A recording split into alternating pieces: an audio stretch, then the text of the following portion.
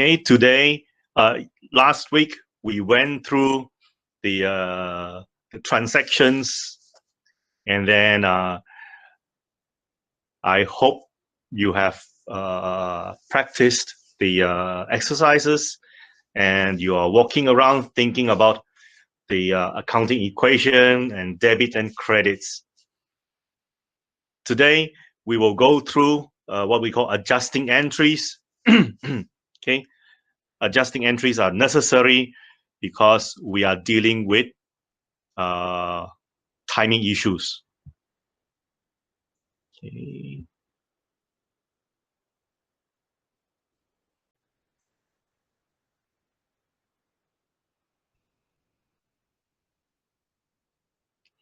Okay, we're dealing with timing issues. So we have this adjusting process. And just give me one moment. Learning objectives.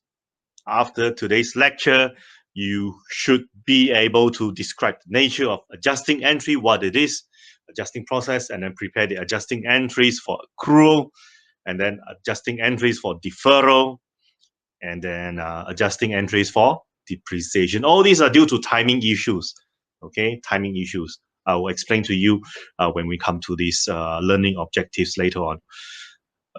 Then we will summarize the adjusting process and then prepare the adjusted trial balance.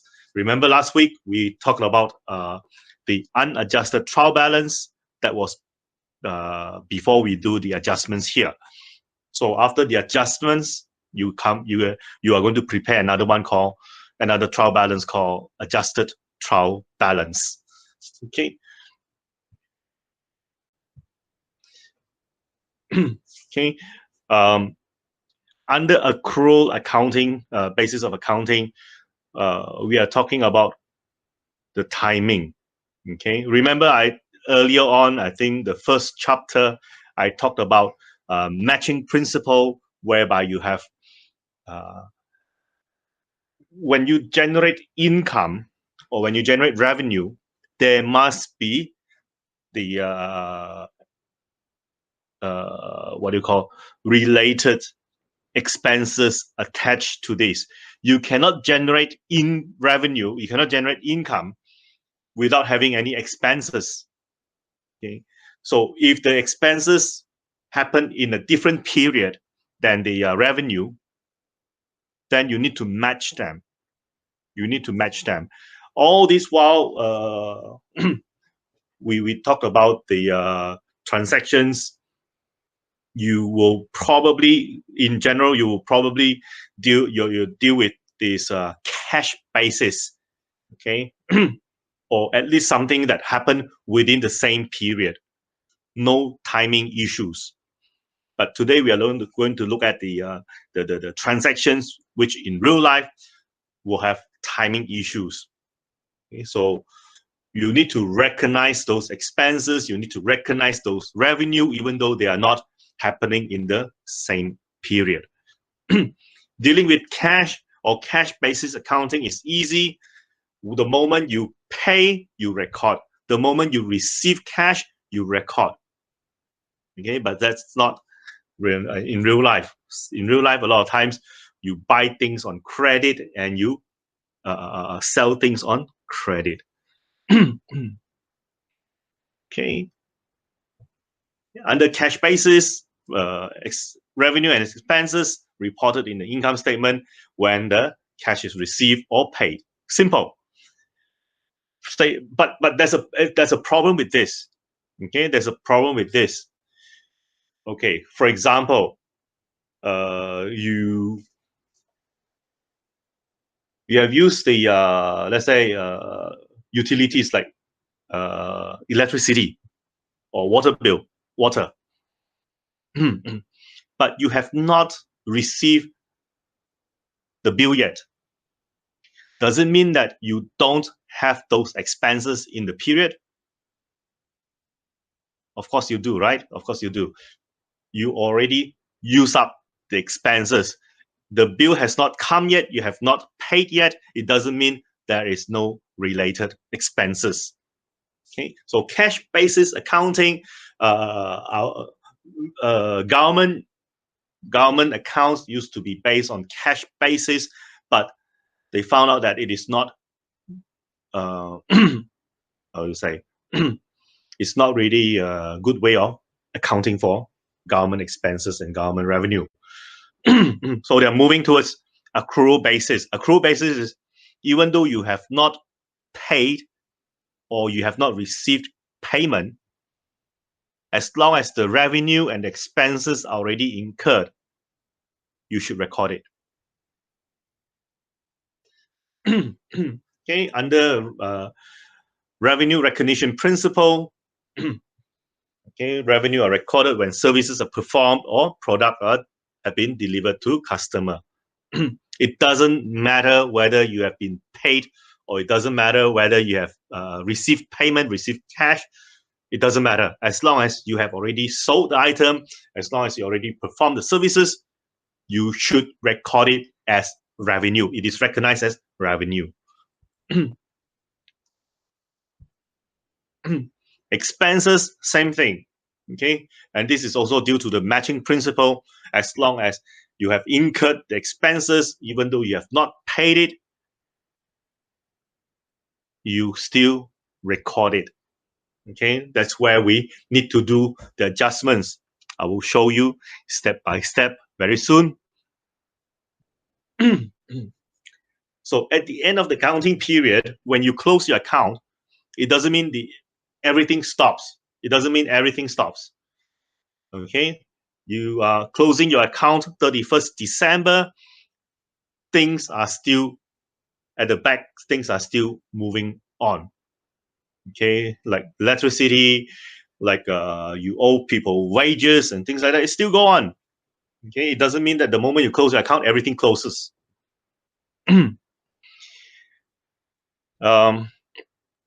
A lot of items, a lot of these account balances reported in the financial statement will not change because it's not related to the adjusting process. Okay, there's no adjustments to it. But of course, there are revenue, your revenue, your expenses, and then the depreciation on fixed assets will have these adjustments coming in at year end.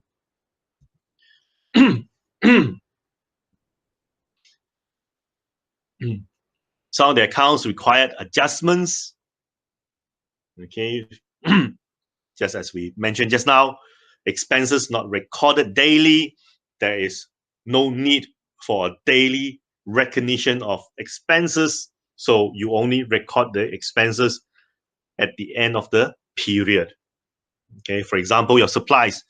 Okay, you bought 1,200 ringgit of supplies, and every day you take out, let's say, 2 ringgit, 5 ringgit, or you use the supplies.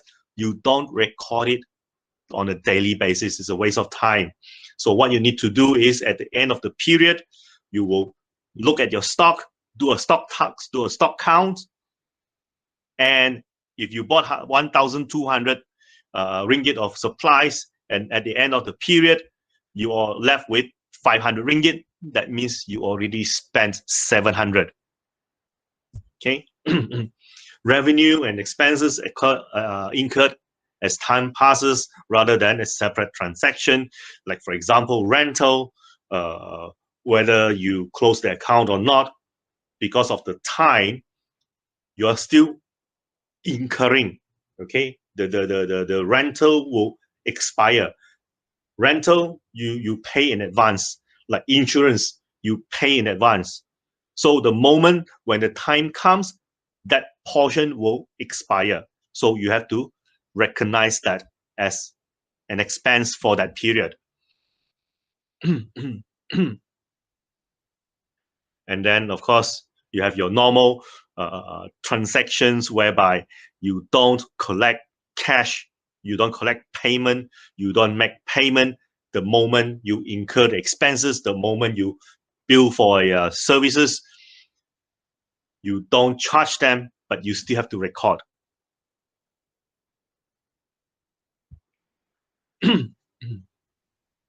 Right. So all these are what we call adjusting process, and the adjustments that you make to the journal entries are called adjusting entries. Same thing, one debit, one credit minimum. Okay, and the debits and the credits for that transaction must be of equal amount so that the account still balance.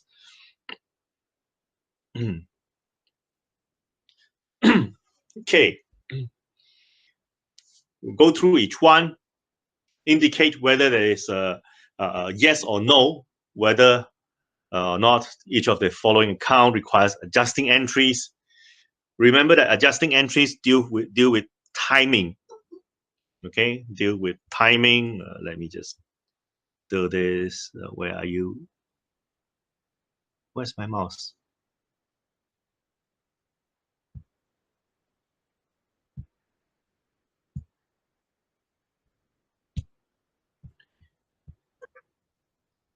Okay, deals with timing, deals with expenses and revenue that you have not billed, you have not paid.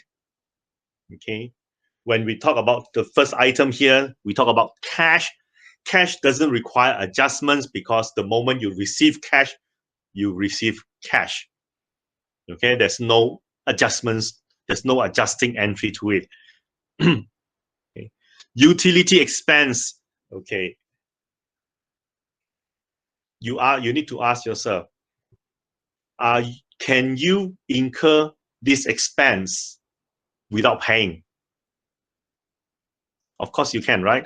Like our phone bills, our electricity bill, it doesn't come in every day. The moment you use it, it doesn't bill you.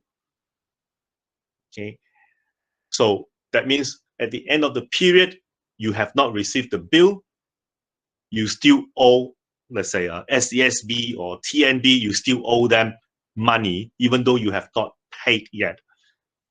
So for utilities expenses or utilities expense, yes, there will be an adjusting entry. Wages, same thing. If you get paid, let's say not everyone will get paid at the end of the month. Okay, if it is February, you don't get paid on the 28th. Sometimes some people will get paid maybe a few days earlier than the month end. Somebody will get paid in the early of the following month. Say, for example, if you receive your salary, your wages on the 25th of every month, okay, the moment you receive the wages or the salary on 25th, the payment is actually for the whole month. Okay, let's say we talk about November up to 30th November. So even though you receive your salary on the 25th, it is a payment until 30th November. So that 5 days is an early payment to you. From the company's viewpoint, it's an advance payment. Okay, when they pay you on the 25th, from the company's viewpoint, it is a payment in advance for that 5 days towards the end of the period, right? So wages needs to be adjusted.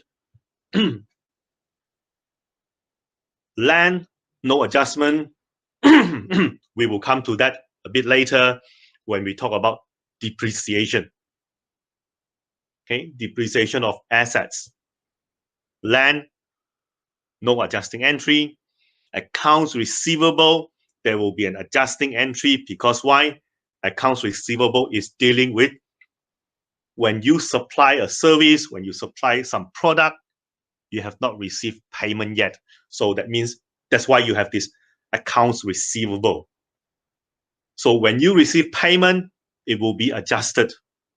Okay, so E, accounts receivable, will have your adjusting entry.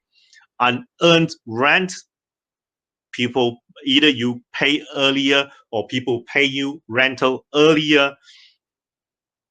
It has not expired, you have not earned it. So that's why it's called an unearned rent. So if you are the landlord, you charge like You charge 2 months in advance. So people, your tenants pay you for the rental of the following 2 months. The moment you receive the cash, you have not earned it yet. So you cannot record it as rental income. Okay. Cash coming in, yes, definitely. It happened. Okay, let's say rental 1,000 ringgit a month, you receive 2 months in advance. So that means you receive 2,000 ringgit, cash coming in, 2,000 ringgit, debit cash. Okay, because you're happy, cash coming in, debit your asset, which is cash, 2,000 ringgit. So where are you going to credit it? If you have earned it, then you credit it into your revenue, or you credit into your fees earned, or you credit into your rental earned or rental income. But at this moment, when you receive the cash, it is still, or you still have not, the rental, you still have not earned it. So that 2,000 ringgit will go into this, what we call it, an earned rental, an earned rent account, which is a liability. So when you earn, when the time passes, let's say 1 month later, you earn the first month, so you are going to recognize that 1,000 ringgit as your rental income. So you need to adjust for it.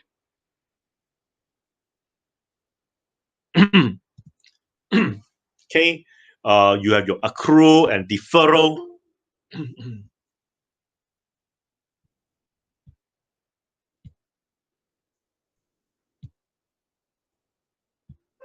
Right, accrual. What is accrual? Accrual is something that you revenue or expenses you have already incurred, revenue that you have already earned, but you have not received the payment yet. You have not received payment, or you have not paid for the expenses. Deferral, on the other hand, is you have already received the cash, or you have already made the payment, but you have not earned the revenue, you have not incurred the expenses. So you need to know the difference between these two. Okay. Accrual is revenue or expenses that you already incurred, already earned, but no cash yet. You have not seen the cash. Deferral, you already paid the cash, you already received the cash, but you have not earned it, or you have not incurred it.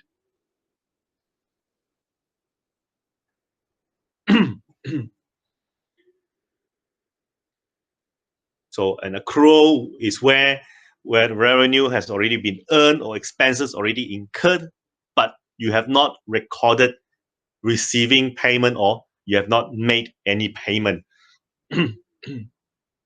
So if you have not received payment, someone owes you money. So it's an asset to you. So that's why it's a debit to your accounts receivable.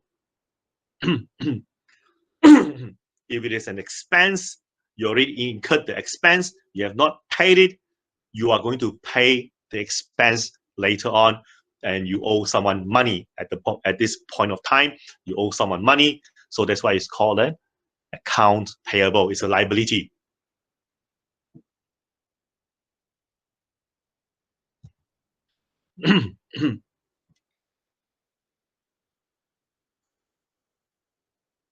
Okay, so accrued revenue. Accrued revenue is whereby you already performed the services, you have not been paid yet.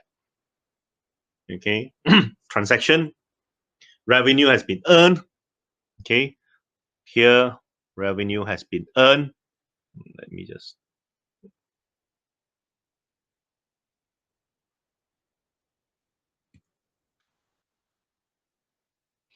Okay, revenue has been earned, but you have not been paid yet. Okay, you have not been paid.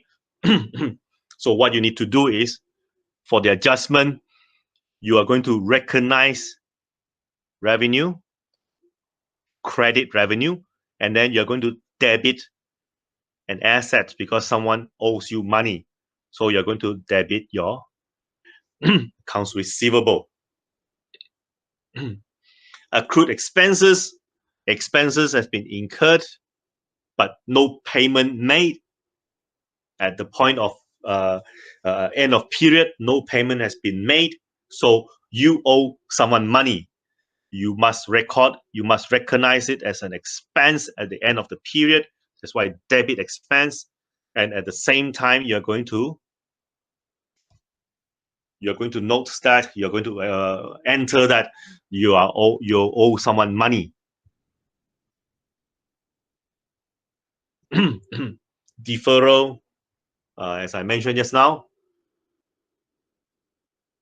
deferral is cash already being paid, already being received, but the revenue has not been earned or the expenses have not been incurred yet. So if you receive payment in advance, you are happy because you receive cash, but it's a liability because you have not performed your part yet. So it is called unearned revenue. You have not earned it yet. It's a liability. If you already paid for services but you have not used it, it's called a prepaid expense. Okay, prepaid expense. Prepaid expense, like your what do you call your reload? Okay, it's prepaid. You pay 30 ringgit. You can use it anytime after you made the payment. If you don't use it before expiry, it is considered as an asset to you because you already paid for it. Okay, prepaid expense also include like insurance, road tax. All these are prepaid.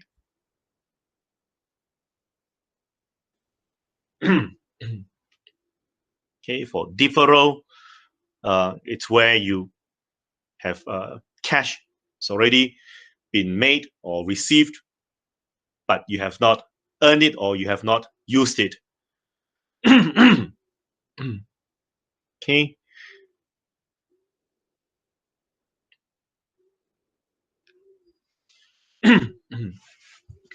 So the journal entry, when you first pay for it, well, this is unearned revenue. When you receive payment, okay, you receive payment, cash coming in is an asset, debit asset, and then credit unearned revenue because you owe someone something. It's a liability. So when you have earned it, you are going to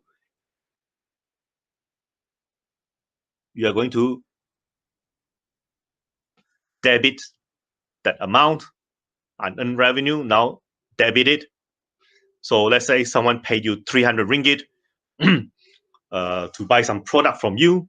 You receive the cash 300 ringgit, but you owe someone money here. When you deliver the goods, you are going to debit your unearned revenue, which is debiting your liability. So 300 ringgit. So now, because of the credit 300 ringgit and the debit 300 ringgit, you don't owe the person anything. Because why?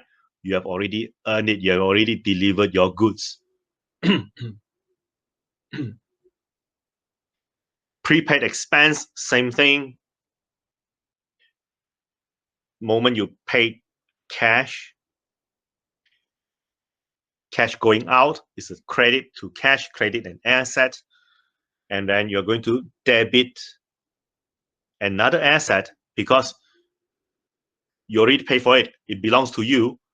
You can use it anytime. Okay, such as supplies, such as insurance. You already pay for it. So wait for the time to use it. So at the end of the period, you are going to recognize the amount that you have used.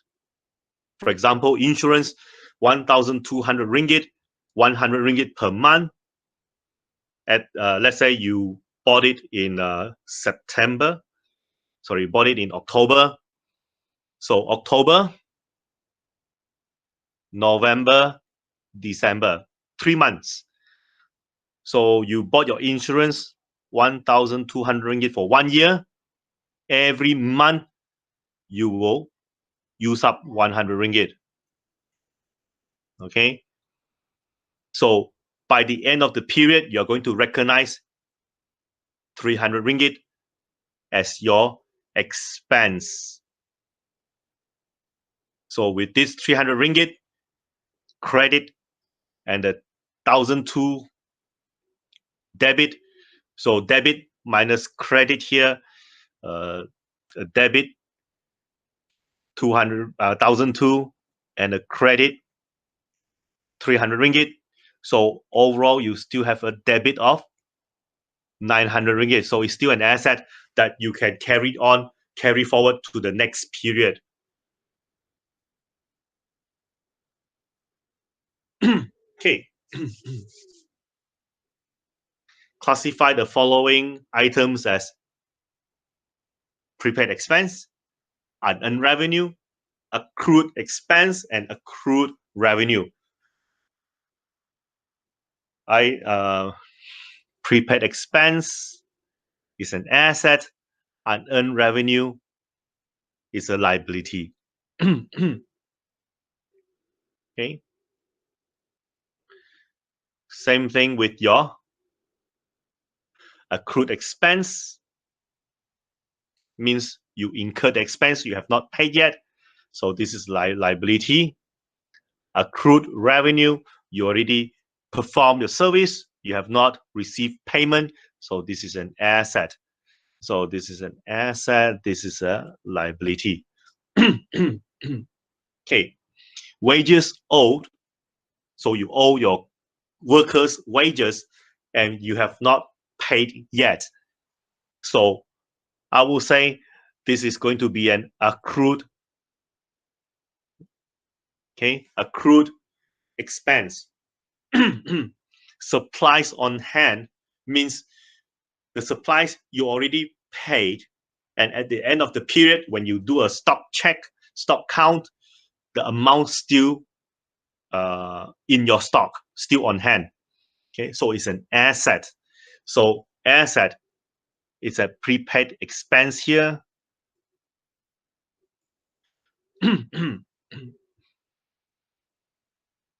Fees received but not yet earned. So you already received the cash, but you have not earned it yet. So it's a liability. It's an unearned revenue. So this is number 2. Fees earned but not yet received. You already perform your part. You already perform your services. You already delivered the goods. You have not received payment yet. So someone owes you money. So this is going to be a accrued revenue. Okay. If you have difficulties in following that, please ask later on. Please ask. I'm more than happy to explain to you. So this is your unadjusted trial balance from the last week. I think, yeah, last week. And now we are going to do some adjustments to it. Okay, your chart of accounts, you need to have your adjustments. Okay, your adjusting account or your adjusting entries. Accrued revenue.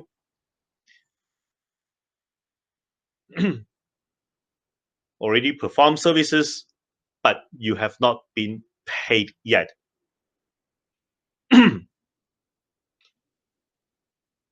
So this company is charging 20 ringgit per hour, as at the end of the period provided 25 hours of services, making it 500 ringgit. So this 500 ringgit will be billed on January 15. So as at 31st December, it is still an amount owing by someone to the company. So from Net Solutions viewpoint, is an asset because why? They already performed the services. They are waiting for the payment in January. So as at 31st December, this is the adjusting entry that you need to you need to enter. As at 31st December, you have already earned 500 ringgit. You have not been paid, so someone is going to pay you later on. It's an asset to you. So debit accounts receivable and then credit the fees earned, because as at 31st December, it is a revenue. You have to recognize this as a revenue, even though you have not been paid yet. You have to recognize this as a revenue to the company. The company has the right to the 500 ringgit payment later on. So owner's equity will have a transaction here to show that even though he has not received any cash, even though he has not received any payment, but that 500 ringgit is still a revenue asset year end. So in your accounts receivable, it is recognized as an asset waiting for payment to come later on.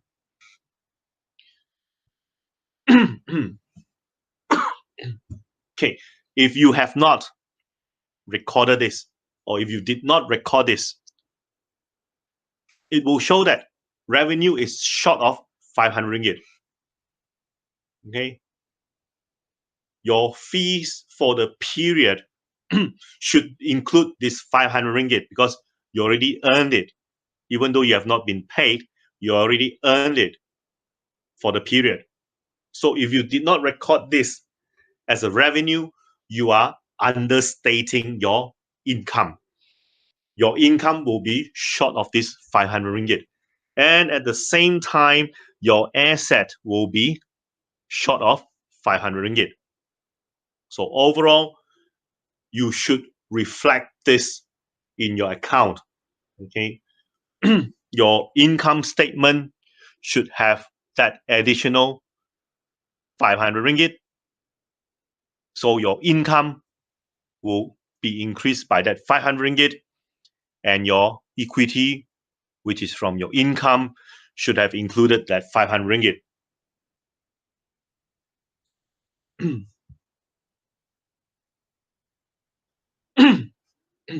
Right.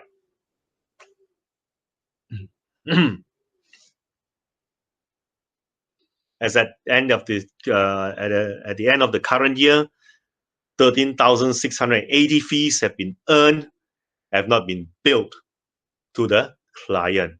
You already earned it.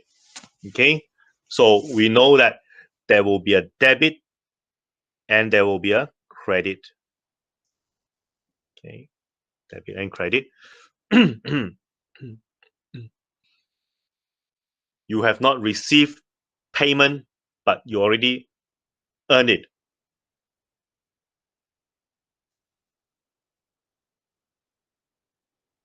So this is fees. So credit fees, because it's a revenue, 13,680, and then you're going to credit an asset because someone owes you money. So you're going to credit your accounts receivable. Okay, 13,680. Okay, then you have your narrative here to note what the transaction is about. Give it a simple narrative. Okay, so this is what you have. Accounts receivable, 13,680. Fees earned, 13,680. And it is, the transaction is called accrued fees because someone still owes you money. That's the narrative. Okay, this one.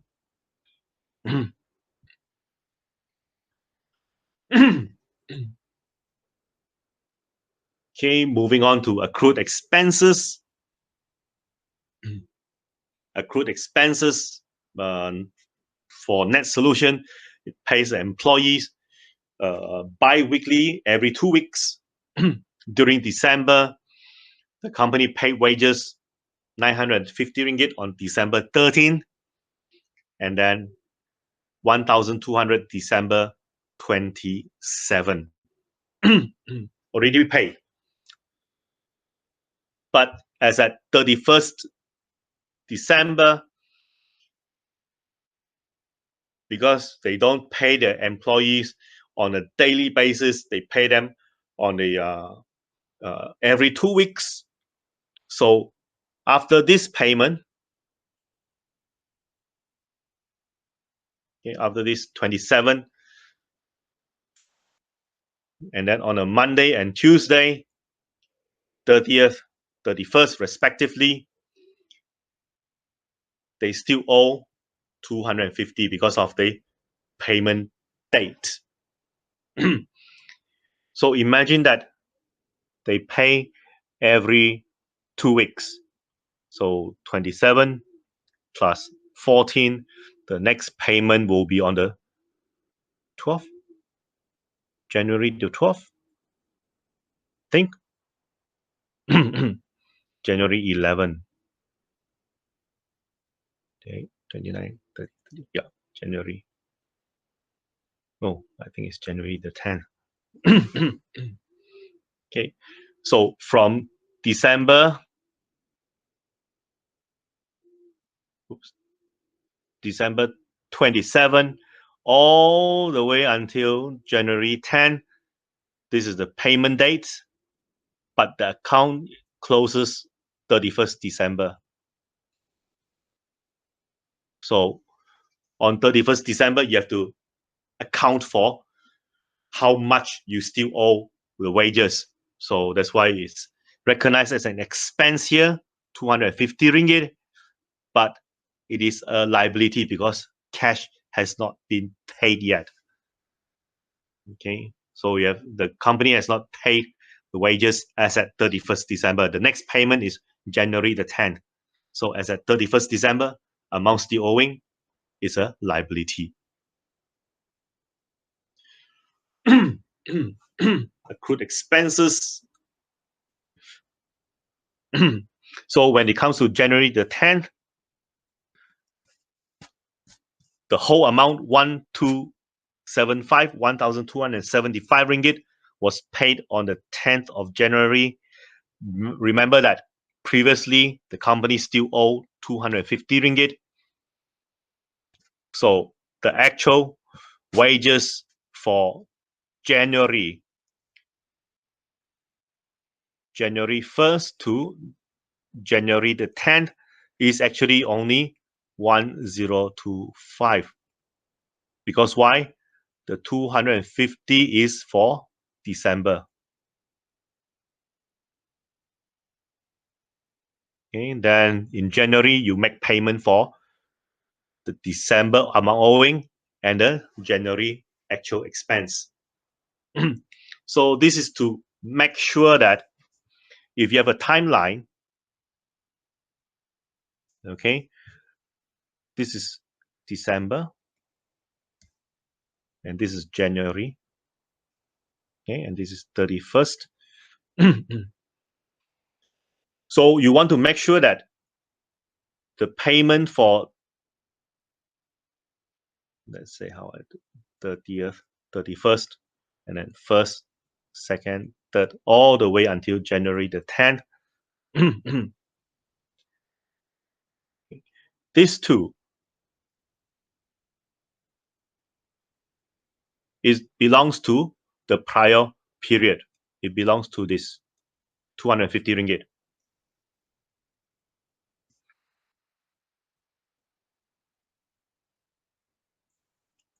The 1,205 ringgit, the 1,025 ringgit belongs to the next period, January until January the 10th. So that is where in this accrual accounting, we will cut off. Okay, as at 31st December, we will cut off. Even though on January the 10th, the total payment was 12750, this is split into 250 ringgit for the last period, and then 1,025 ringgit in the current period.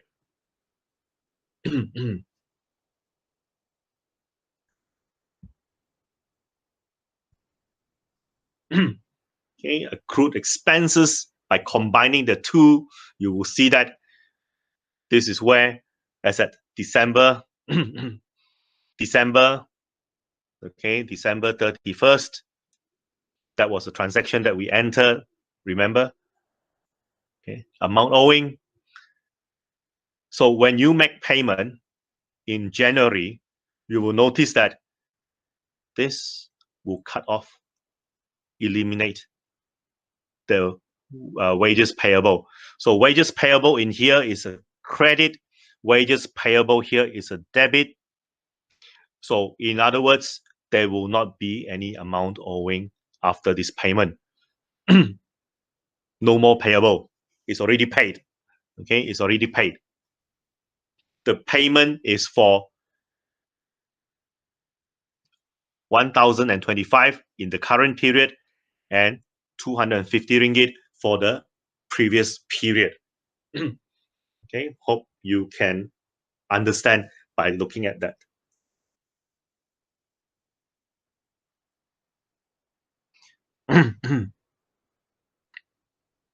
So this is how they split the payment.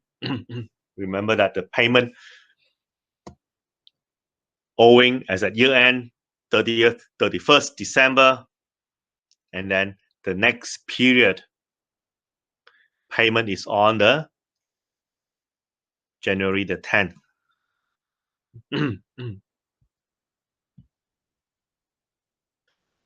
Effect of not doing the adjustments, you are going to have a shortage of expenses. Your expenses will be short of 250 ringgit. So when your expenses are short of 250 ringgit, you have artificially inflated your income by 250 ringgit. That 250 ringgit should be an expense in the previous period. But if you did not recognize that, you are overstating your income by 250 ringgit.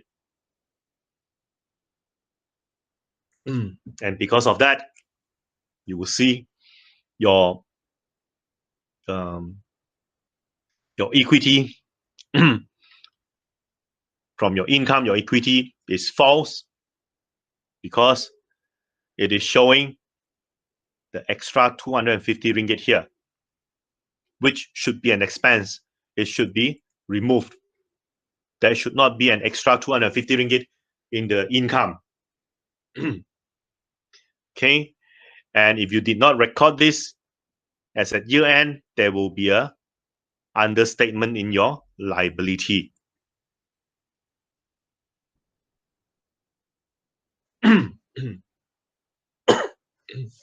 Okay, so this example,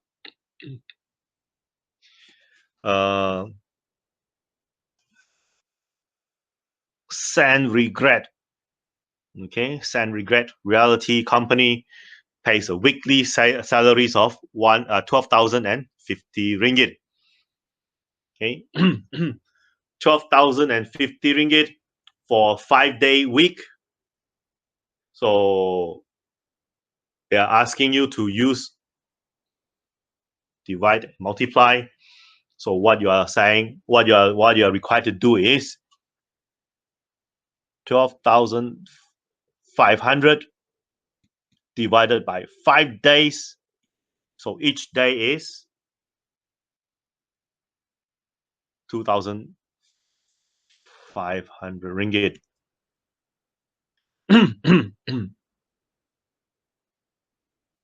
So assuming that the period ends on the Thursday, so you have Monday, Tuesday, Wednesday, and Thursday, 4 days.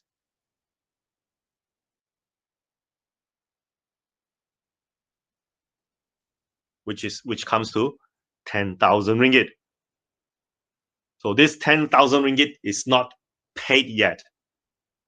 So as at the end of the period, which ends on Thursday, as at Thursday,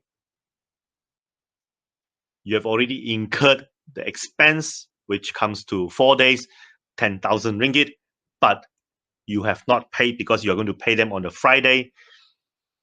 So on Thursday, when the periods end, you still owe 10,000 ringgit.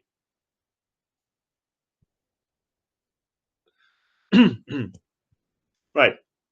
Moving on to unearned revenue. Okay, what is unearned revenue? Revenue that cash already been received, but you have not delivered your part. Okay, rental, unearned rental, 360 ringgit for 3 months. Okay, for 3 months, December, January, and February. As at the end of December, 1 month has already been earned. So 360 divided by 3 months. So each month is worth 120 ringgit. So if you have already earned it, you are going to recognize the revenue. Okay. So let me just go one step before this. When you have received cash, okay, when you have received cash, I need space. When you have received cash, this is what the entry was.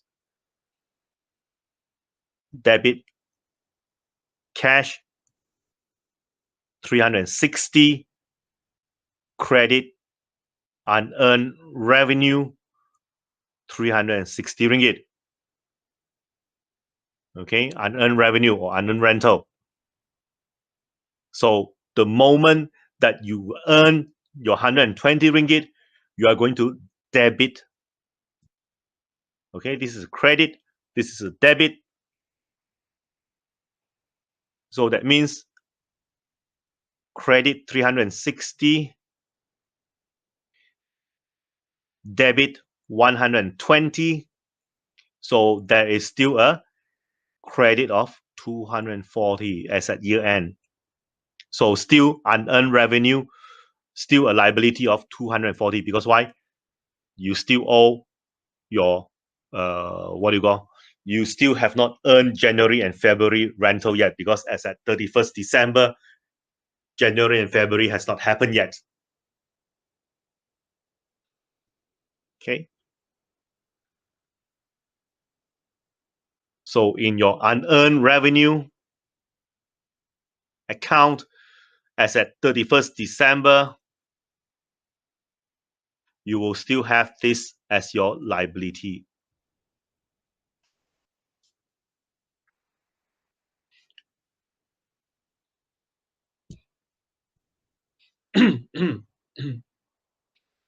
If you did not adjust for it,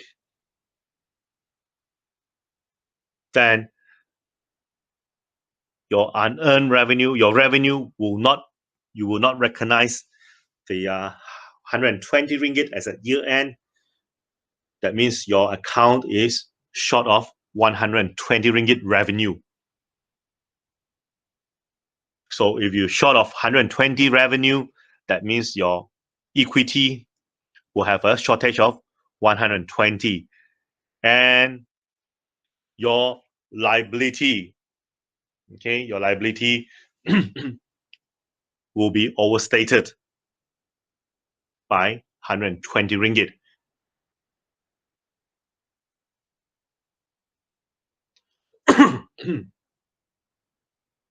Okay. In this example, okay, before the adjustment as a year end, unearned revenue or unearned fees was 44,900. Okay. So what this is saying is, I'm trying to show you the first transaction when the cash came in. Okay, debit cash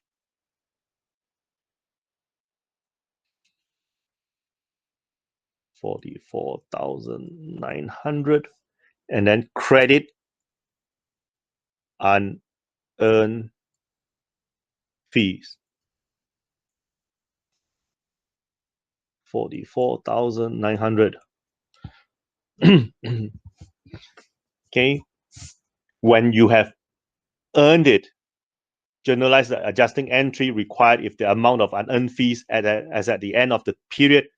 So it's saying that you have earned something, but then at the end of the period, there is still amount owing of 12,300 ringgit. You have not earned it. So we take 44,900 minus 12,300.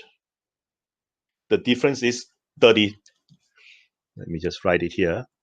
44,900 minus 12,300, which gives you 32,600. This is earned.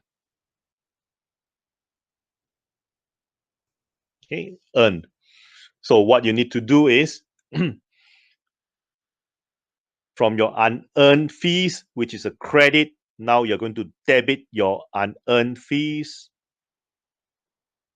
because you already earned unearned fees.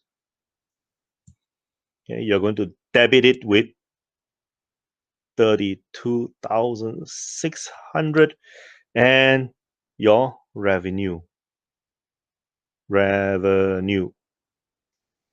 which is your fees. Okay, this is already earned. So as at the end of the period, you earn this much. Okay, because of the effect of a credit, 44,900 and a debit of 32,600. Okay, 44,900. This is a credit and a debit of 32,600. So the difference is 12,300, which is still a credit. So a credit means still owing. Okay, you still have a liability of 12,300 ringgit. So the effect is knocking off this one. Okay.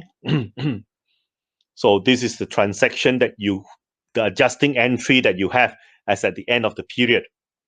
What I tried to show you earlier is the moment you receive cash, you will record it that way. And then as at year end, you are going to record it to recognize the amount earned, which is this one.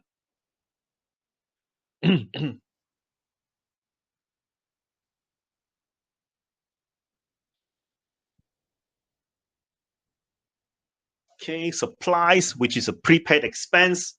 You already pay for it. Now, it depends on how much you're going to use. Okay, you paid 2,000 ringgit. Some of these supplies were used during December, and some still remain in the stock, not used. So, assuming that as at 31st December, you go and have a stock count, you still have this amount on hand. So how much have you used?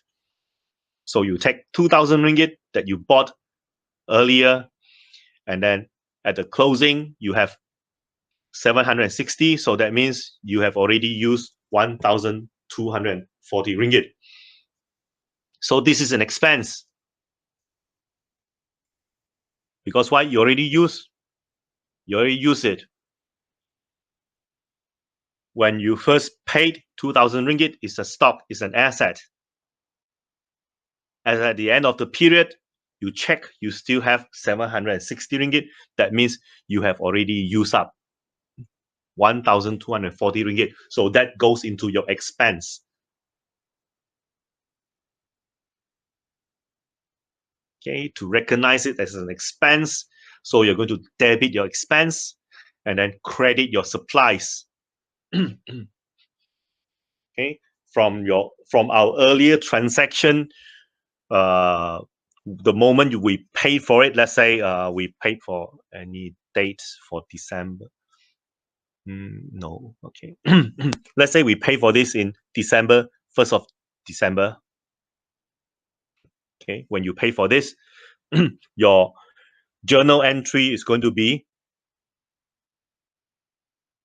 debit supplies,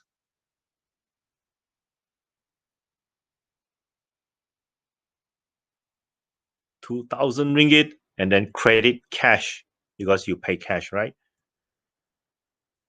2,000 ringgit. So this goes into your asset.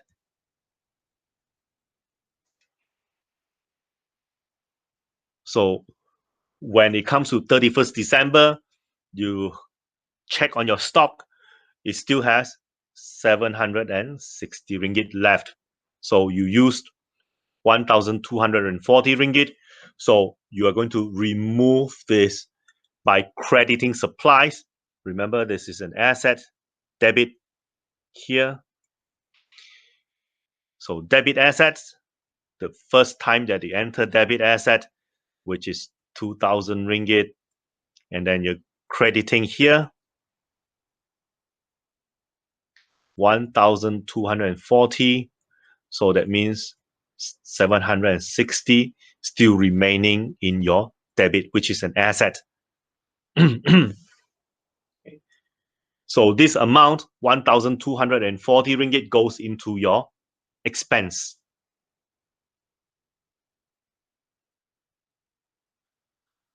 Insurance, same thing. Okay, you paid 2,400 ringgit for the whole year. Okay, for 12 months. So 1 month it's 200 ringgit. So the 200 ringgit expired as at 31st December. Once the prepaid expense expired, it will charge to your expense account, which is here, charging 200 ringgit to your expense account.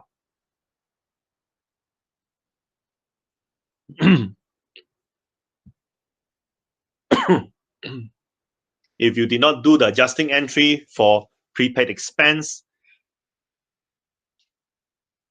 of let's say this 1,240 and the insurance 200 ringgit, so you are going to understate because you did not recognize it as expense.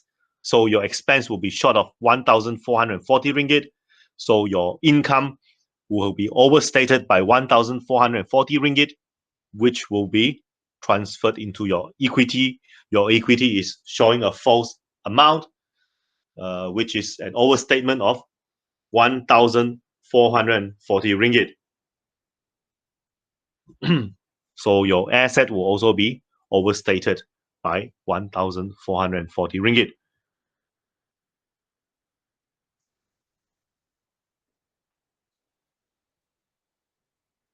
Okay, prepaid insurance had a beginning balance of 2,400. So we have an opening balance, beginning balance 240, 2,400 ringgit debit, and then after that we bought another insurance. So debit another 3,600. So altogether is 6,000 ringgit debit.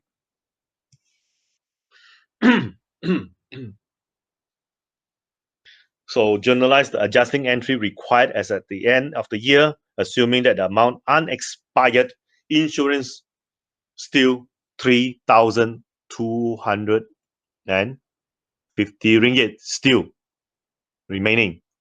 So how much have you used? Take the difference, which is 2,750 ringgit. This goes into your expense. Okay, so 3,200 remain as an asset at year end. So the amount expired, 2,750 ringgit, goes into your expenses, which is this one, insurance expense. So remaining prepaid Remember that this is a debit. Okay, so the balance of debit of 3250, which is this one here. Okay, this amount is due to the opening balance of, where should I write? When you have a debit balance of 6,000 ringgit, and you credit this 2750. So the remaining debit balance will be 3250, which is saying this one.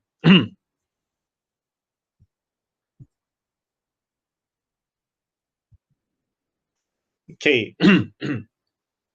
Depreciation. What is depreciation? Depreciation is just the amount of value that you lose. Okay, that you lose when you hold an asset. Remember that the asset will lose value over time. Asset will lose value over time due to wear and tear, due to obsolescence of technology, due to timing, due to time. Okay, you bought a car.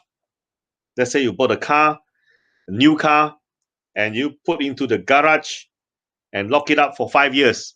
You bought the car, let's say, for 70,000 ringgit. You lock it into the garage, never use it.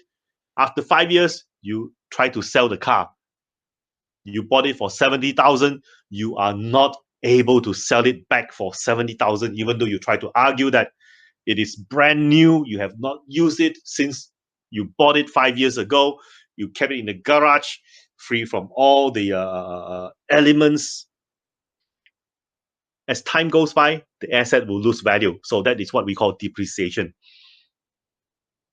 Okay. Depreciation, assets that are owned by the company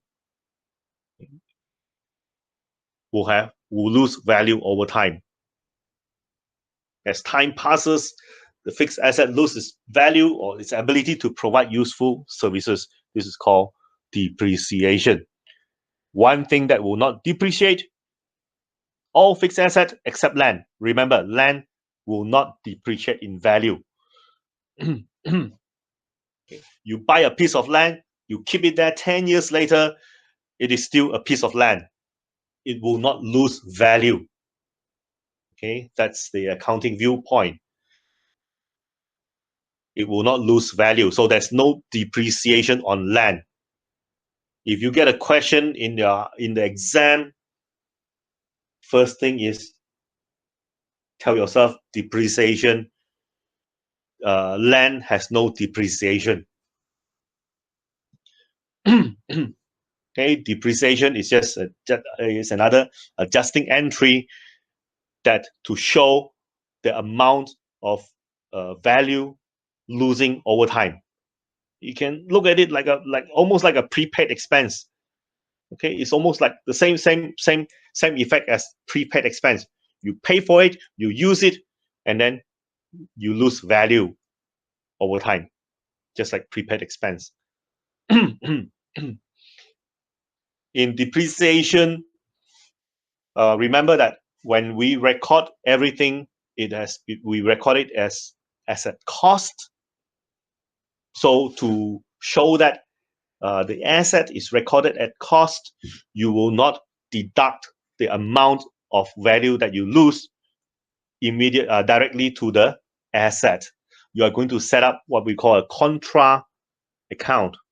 Contra account that will net off the cost of the asset. Okay. So you will have this accumulated depreciation for buildings, accumulated depreciation for store equipment, accumulated depreciation for office equipment, or whatever asset that you have in that category. You're going to call it accumulated depreciation. Like, say, for example, motor vehicle, you will have an accumulated depreciation for motor vehicle. Land, always remember no depreciation. Okay, depreciation over time. So let's say the office equipment loses value 50 ringgit during December. So you're going to record an expense 50 ringgit. And the credit will go to a contra account called accumulated depreciation.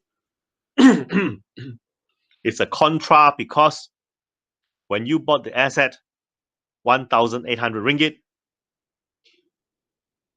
this one 50 ringgit will be netting off. Instead of putting the 50 ringgit here, you are going to set up a new account called accumulated depreciation, which is the contra account, and you're going to put the 50 ringgit here. So the net effect is still 1,800 debit and a credit of contra account 50 ringgit. So the net asset, the net value of the asset is now 1,750, a debit balance, but it will not reduce the cost here. The asset, the account asset will still have the cost of 1,800 ringgit. The only difference is when you net off your contra account, you have your net asset.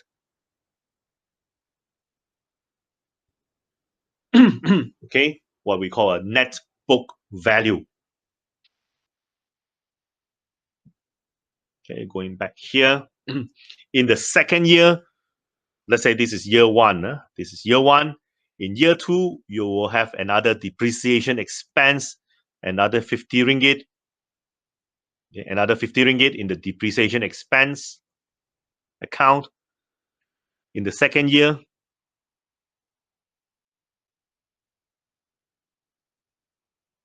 you will have another 50 ringgit. So total 100 ringgit accumulated depreciation after 2 years in the account. So after 2 years, your assets, which has an original value of 1,800, will now have a contra account of 100 ringgit. So the net book value is now 1,700 ringgit. Net book value. Okay, so that's how the contra account accumulated depreciation works.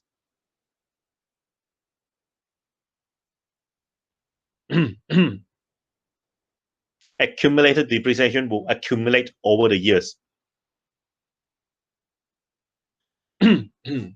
So if you did not do this adjusting entry, you will understate your expense by 50 ringgit every year.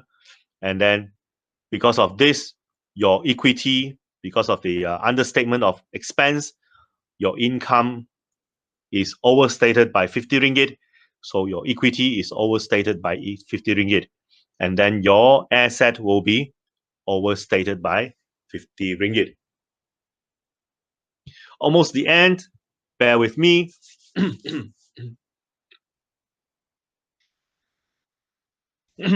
So the amount depreciation, the amount of the estimated amount of depreciation on equipment for the current year is 4,250 ringgit. Journalize this into the depreciation for year one.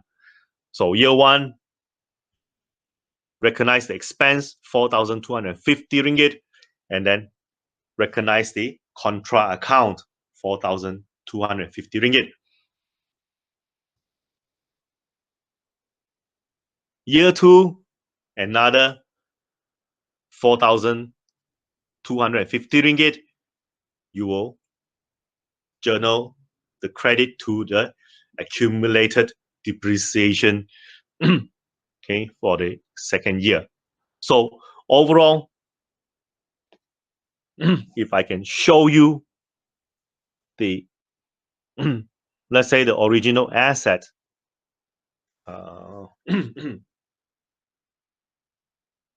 let's say the original asset was bought at a cost of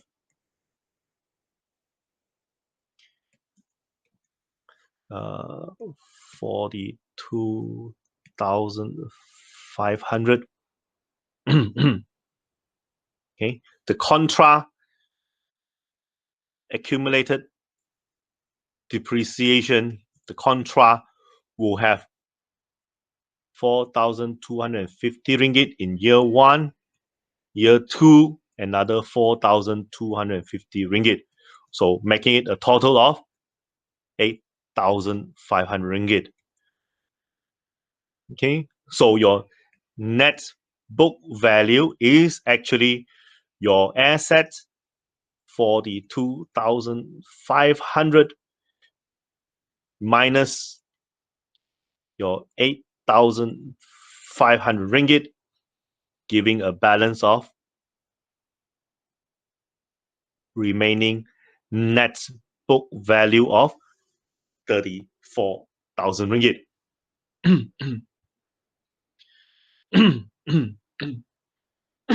So this is your summary of the adjustments that we have for net solution.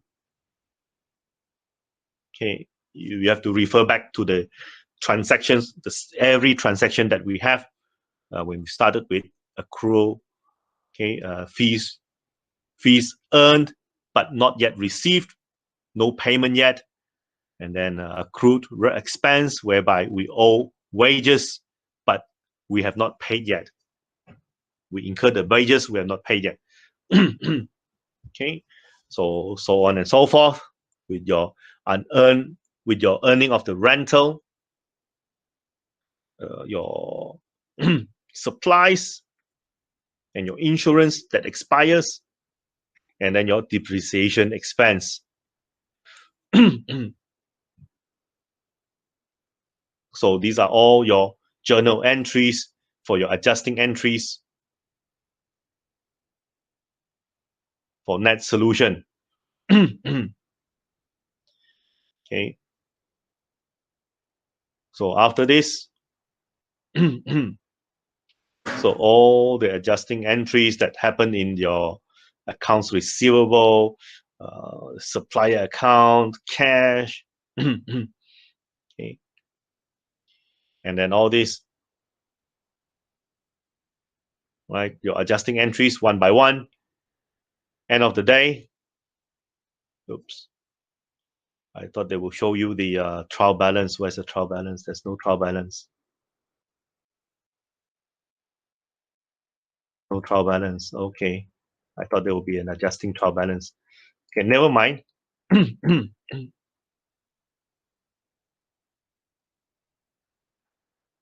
For the year ending, so this one I'll leave it to you.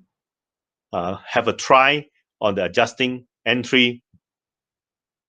Okay, answers given to you at the bottom, but try first. Don't look at the answer. Try first and see whether you get the results. Okay, adjusting trial balance here. Adjusted trial balance. After you have done all the entries, all the journal entries, and the adjusting journal entries, you come to your trial balance, adjusted trial balance.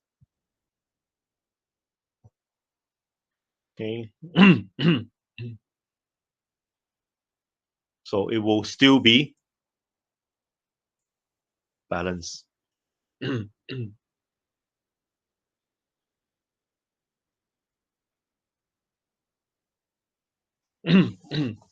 Okay, then this is the exercise on the errors. Okay, whether it will have an effect on the adjusted trial balance, whether the total will still be balanced or not. The debit and the credit for adjusted trial balance, will it still be balanced after you have done this? Right? So that's the end of the chapter, adjusting entries. They are you need to know your accrual and deferral, and then the depreciation. Okay,